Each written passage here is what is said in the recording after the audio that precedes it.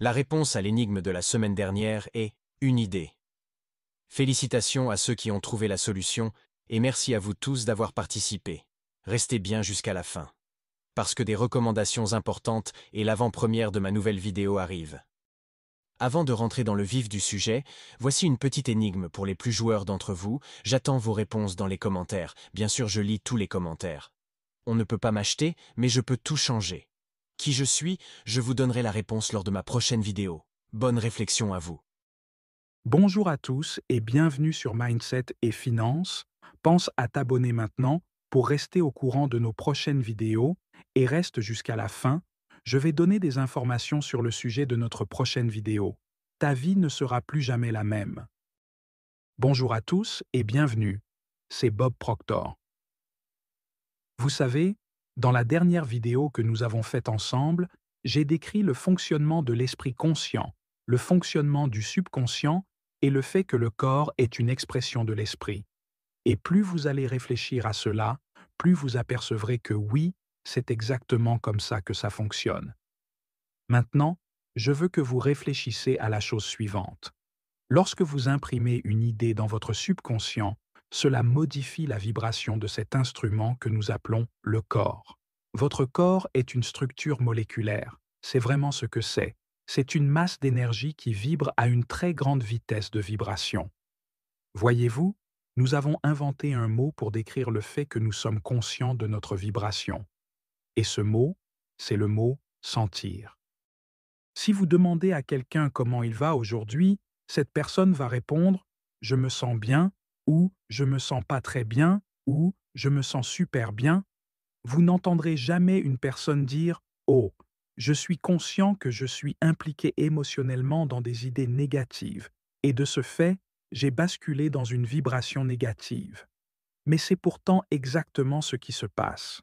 Lorsque nous commençons à comprendre cela et que nous prenons conscience que nous ne nous sentons pas très bien, nous pouvons décider de changer la vibration. C'est vrai que ça nécessite un petit peu d'entraînement, mais c'est possible. Nous sommes vraiment responsables de comment nous nous sentons. Souvent, nous laissons d'autres personnes nous contrarier, mais pourtant, personne ne nous y oblige. Nous n'avons pas besoin de réagir envers eux. Nous pouvons simplement répondre doucement. Nous pouvons écouter ce qu'ils disent et répondre « Oui, tu as le droit de penser cela, mais je ne me reconnais pas dans ce que tu dis. » Et puis, nous pouvons garder notre propre idée de nous-mêmes. Il est important que nous comprenions comment l'esprit fonctionne et que nous comprenions la relation entre le corps et l'esprit, et la relation entre l'esprit et le corps. Maintenant, ce sont nos résultats que nous voulons changer. Nos résultats peuvent éventuellement être en rapport avec notre corps physique. Il se peut, par exemple, que vous voudriez perdre quelques kilos, ou que vous voudriez prendre quelques kilos, ou que vous souhaiteriez peut-être avoir un peu plus d'énergie, mais sachez que toute l'énergie qui n'a jamais existé ou ne sera jamais est déjà présente de manière égale à 100% partout en même temps. Tout est énergie. Vous allez entendre des gens demander où trouve-t-il toute cette énergie? Où obtient-elle toute cette énergie? Personne ne reçoit d'énergie, mais tout le monde libère de l'énergie. Le désir est le mécanisme déclencheur qui permet à l'énergie de circuler. Maintenant, revenons en arrière et passons rapidement en revue ce que nous avons vu. Voici un schéma représentant une personne. Il y a l'esprit conscient, et souvenez-vous que les facteurs sensoriels sont liés à l'esprit conscient. Et puis, il y a le subconscient. Et ensuite, il y a le corps. Maintenant, l'esprit conscient a la capacité de choisir ses pensées. Ces pensées se transforment ensuite en images mentales. Puis, nous transmettons ces images à l'esprit subconscient. Et enfin, l'esprit subconscient les transforme en actions. D'accord? Maintenant, quel est le problème? Rappelez-vous, nous avons dit que l'esprit subconscient n'avait aucune capacité de rejeter une idée. Nous avons dit que l'esprit subconscient ne pouvait pas faire la différence entre quelque chose de réel et quelque chose d'imaginaire. Dans quel état les enfants sont-ils arrivés dans ce monde? Je vais vous expliquer. Lorsque vous êtes arrivés dans ce monde, vous n'aviez aucune faculté de conscience. Les facteurs sensoriels n'étaient même pas encore développés. C'est comme ça qu'on est arrivé. Cela s'appelle la petite enfance. C'est le bébé. Pas d'esprit conscient. Donc, l'esprit subconscient est grand ouvert. Vous pouvez y mettre absolument n'importe quoi. Vous voyez, votre esprit subconscient est programmé génétiquement. C'est pourquoi nous ressemblons à nos parents. Mais par la suite, nous sommes programmés par notre environnement. Le psychiatre Karl Menninger, fondateur de la fondation du même nom, a déclaré un jour « L'environnement est plus important que l'hérédité ». Pour quelle raison parlez-vous la langue que vous parlez? Vous parlez cette langue parce que vous avez été entouré par des personnes qui parlaient cette langue dans votre petite enfance, et donc, cette langue est entrée directement dans votre esprit subconscient. Si vous aviez grandi dans une maison bilingue, vous auriez appris les deux langues. J'ai un associé à Kuala Lumpur. Il a un petit garçon. Il parlait déjà 4 langues à l'âge de 4 ans. Et vous regardez son fils et vous vous dites « Oh, alors, comment c'est possible ?» Ce n'est pas étonnant. Le bébé a simplement été programmé. Pourquoi aimez-vous la nourriture que vous aimez? Vous avez été programmé. C'est vrai. Maintenant, prenons un instant pour analyser l'environnement dans lequel nous avons été élevés. Voici le bébé. Les idées et les pensées et les concepts qui entourent ce bébé vont droit dans son esprit subconscient. Maintenant, répétez encore, encore et encore. Et souvenez-vous que le bébé vit cette répétition toute la journée, tous les jours, toutes les semaines, tous les mois, toute l'année, et cependant 4 ou 5 ans. Et quand le bébé atteint l'âge de 4 ou 5 ans, où il peut enfin commencer à réfléchir, ce bébé a été totalement programmé. Ce bébé est programmé pour penser comme les personnes par lesquelles il a été entouré. Si les gens qui entouraient ce bébé ont réussi leurs études, ce bébé grandira et réussira probablement ses études. Si les gens qui entouraient ce bébé vivaient toujours dans des temps difficiles, n'avaient jamais d'argent ou étaient toujours endettés, alors c'est probablement ainsi que ce bébé va grandir. C'est bizarre, mais c'est comme ça que ça se passe. Et c'est également comme ça que ça s'est passé pour moi. J'ai été élevé pendant la Grande Dépression. Nous n'avions pas d'argent. On ne faisait que parler du manque d'argent. Par exemple, tu devrais être satisfait de ce que tu as. Eh bien non, ce n'est pas vrai. Vous ne devriez jamais être satisfait de ce que vous avez. Vous devriez être en revanche heureux de ce que vous avez. Mais l'insatisfaction est en réalité un état créatif. Nous avons donc maintenant un bébé qui a été programmé. Maintenant, réfléchissons-y un instant. Que se passe-t-il quand ce bébé commence à penser par lui-même? Écoutez attentivement ce que je vais dire. Le paradigme contrôle la vibration. La vibration contrôle l'action qui ensuite produit le résultat. Nous y voilà. Vous avez le bébé avec le paradigme et les facultés conscientes se sont développées. Il a la capacité de penser et chaque pensée a une énergie. Que va-t-il penser? Il va avoir des pensées en accord avec son paradigme. C'est vrai. Nous avons été élevés pour croire que nous devions travailler pour obtenir de l'argent. Mais savez-vous que travailler est le pire moyen de gagner de l'argent?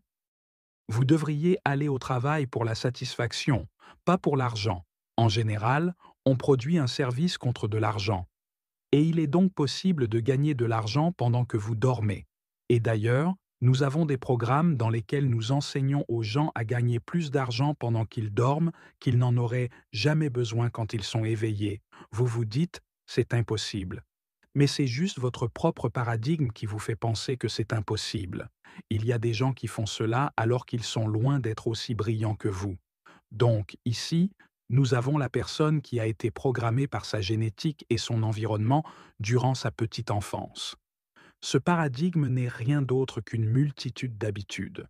Une habitude est en fait une idée qui a été programmée dans l'esprit subconscient maintes et maintes et maintes fois. Du coup, le paradigme contrôle littéralement le comportement. Consciemment, vous pouvez penser à une chose, mais inconsciemment, l'autre idée vous contrôlera.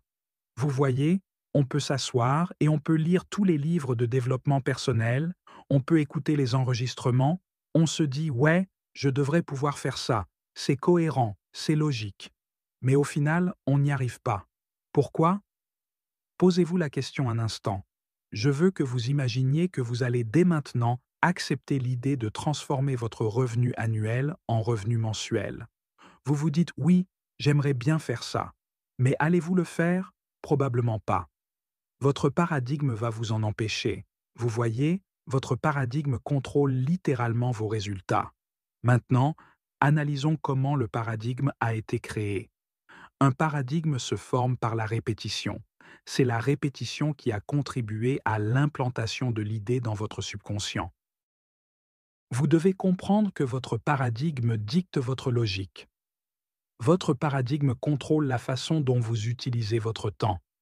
Votre paradigme contrôle votre perception des situations. Votre paradigme contrôle votre efficacité. Et votre paradigme contrôle aussi la quantité d'argent que vous gagnez. Si vous voulez changer votre vie, vous devez changer votre paradigme. Vous voyez, pour la plupart des gens, ça semble illogique qu'ils puissent transformer leur revenu annuel en un revenu mensuel. Mais si vous suivez nos enseignements, nous vous montrerons exactement comment y arriver.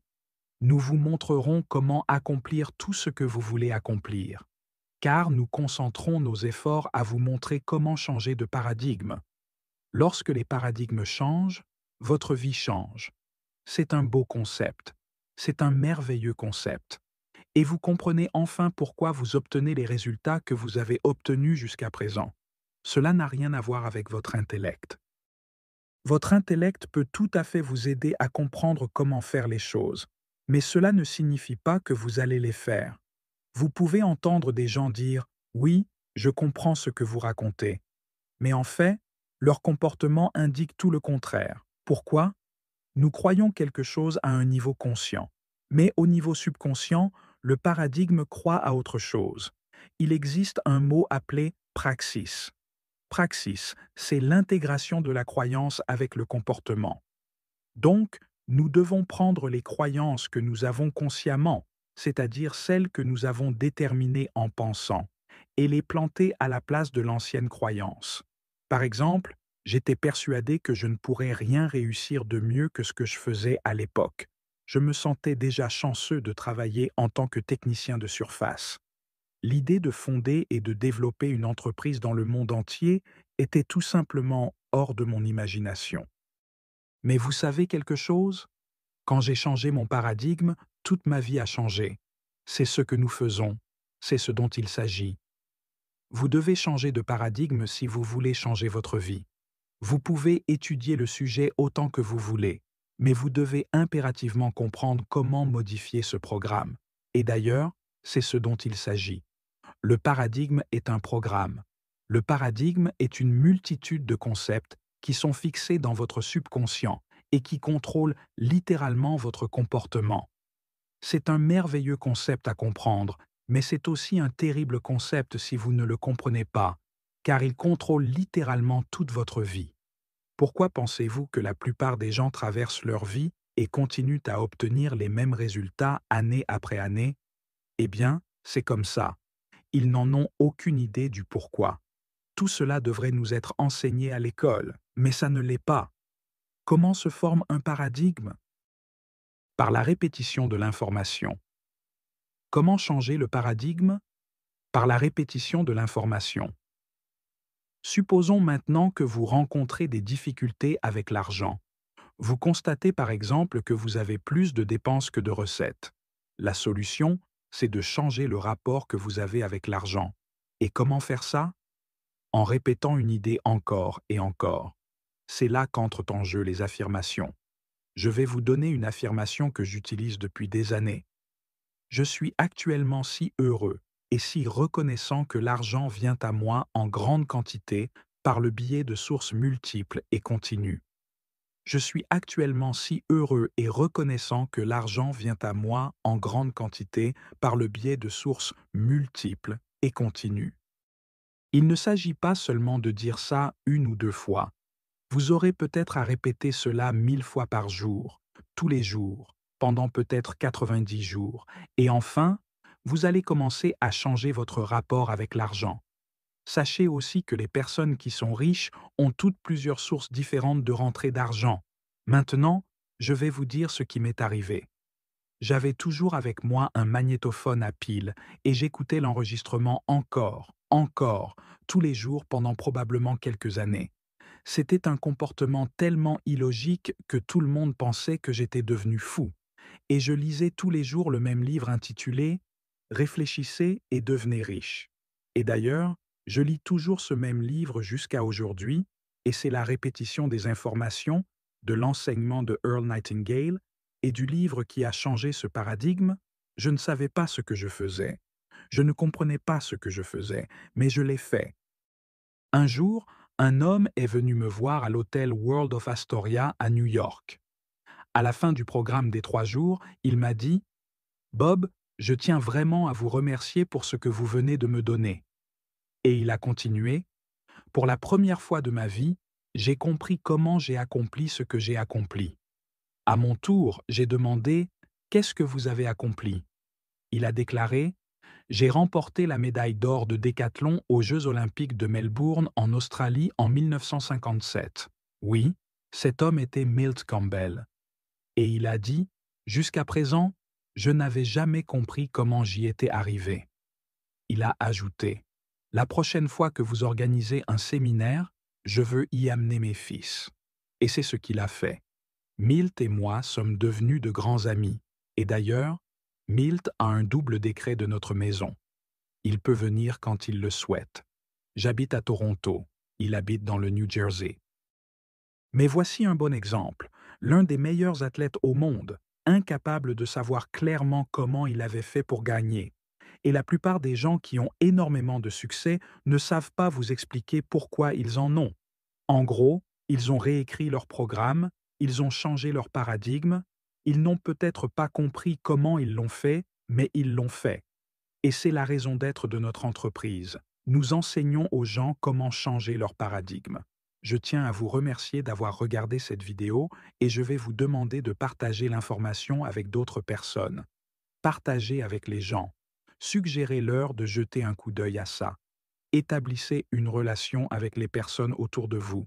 Le partage est une très belle façon de vivre et ces informations sont incroyablement utiles. Merci d'avoir écouté. C'était Bob Proctor. J'ai eu beaucoup de plaisir à partager cela avec vous. Voilà, la vidéo est terminée. Conclusion. Ce qu'il faut retenir de cette vidéo de Bob Proctor. Si tu veux changer ta vie, tu dois commencer par comprendre comment ton esprit fonctionne. Ton esprit crée ta réalité. Ce que tu vis aujourd'hui est le reflet de ce qui se passe à l'intérieur de toi, consciemment ou inconsciemment. Ton paradigme contrôle ton comportement. Ce n'est pas ce que tu veux qui détermine tes résultats, mais ce que ton subconscient a été programmé à répéter. La répétition est la clé du changement. Tu peux modifier ton paradigme en répétant consciemment de nouvelles pensées, de nouvelles affirmations, de nouveaux comportements. Tu peux reprogrammer ta vie, rien n'est figé. À partir du moment où tu changes ton paradigme, tes actions changent et tes résultats suivent. Alors pose-toi cette question. Quel paradigme t'empêche encore de vivre la vie que tu mérites? Maintenant, je vais vous révéler le sujet de notre prochaine vidéo Mindset qui est prévue dimanche prochain à 9 h. Ça sera une traduction en français d'une vidéo de Bob Proctor sur une habitude indispensable à adopter, loi de l'attraction. Alors qu'allez-vous faire en premier? Partagez votre réponse dans les commentaires ci-dessous. Avant de nous quitter, pense à liker, commenter, partager et surtout t'abonner pour ne rien rater. En attendant, tu peux regarder la vidéo qui s'affiche « Comment libérer le pouvoir de votre imagination » de Bob Proctor. Bon dimanche et à bientôt.